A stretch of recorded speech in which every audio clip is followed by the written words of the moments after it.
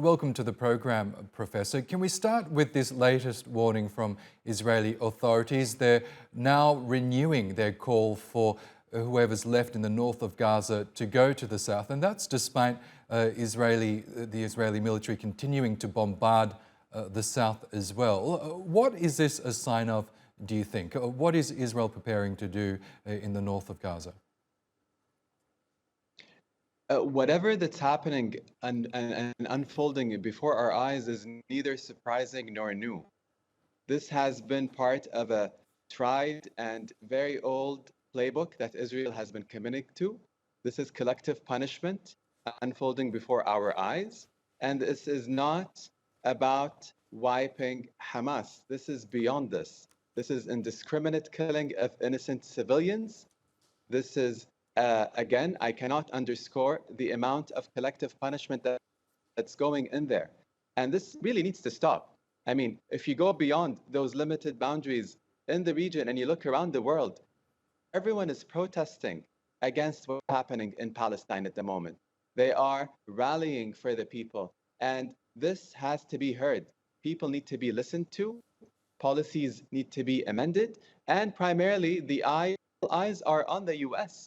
As the prime supporter of Israel, it needs to change its ways to allow for a different way to handle this crisis so that everyone comes out of it with hopes for peace.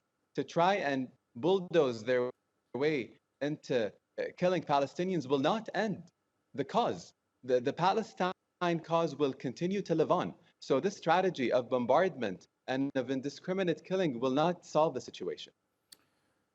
Well, that's right. The death toll from Israel's attack on Gaza has now passed 4,300. And we know despite the continued onslaught on civilians in Gaza, world leaders such as the US President Joe Biden are refusing to call for Israel to exercise restraint in its attack on Gaza, let alone calling for an overall ceasefire. Why is there this disconnect between those in the Western world and those elsewhere? For example, in the global South, leaders such as the South African president, the Chinese and Russian leaders, all of whom have called on Israel to exercise some form of a restraint.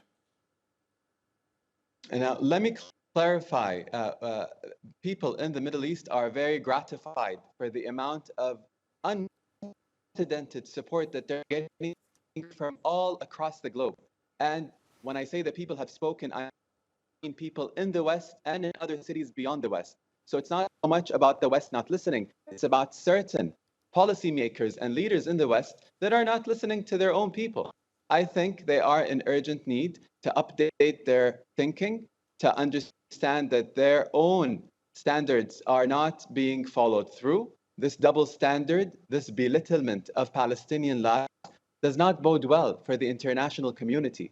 The rules of the game that came about after World War II with the United Nations and international security is falling before our eyes. We need to be very careful with how this has a lot of ramifications and implications beyond the Middle East. And this is something that I think with the ongoing escalation, there will be a change of heart, I hope, in the region and beyond towards escalating in a way that then releases the tension from all sides of the conflict. The US is better served if they listen to their own people. There was a protest in the Congress a few days ago. There was a sit-in.